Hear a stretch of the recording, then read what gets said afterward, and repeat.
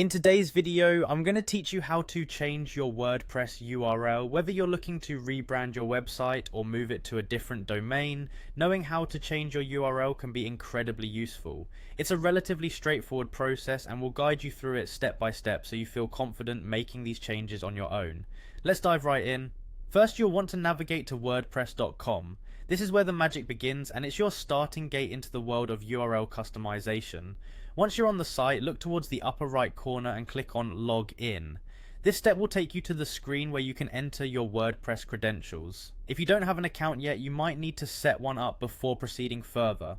Next, click on the option to continue with Google. This is a convenient way to log in, especially if you don't want to remember another username or password. Using Google can also streamline the process, making it quicker and easier to access your WordPress dashboard without any hassle. Once you've hit continue with Google, you'll be prompted to choose your Google account. It's important to pick the one linked to your WordPress account. If you have multiple accounts, make sure you select the correct one to avoid any confusion later on. Now that you're in, let's move towards making those URL changes.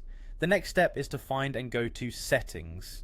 This section is essentially the control panel for your website, housing various options that allow you to customize and manage the way your site functions and appears. Navigate through your dashboard and locate the Settings option.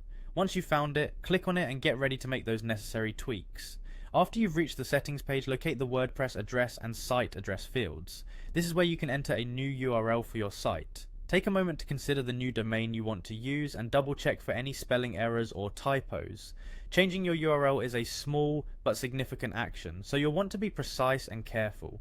There's a crucial point to note here. In order to finalize your URL change, you need to be connected to a domain. If you haven't purchased or set up a domain yet, this might be the time to do so.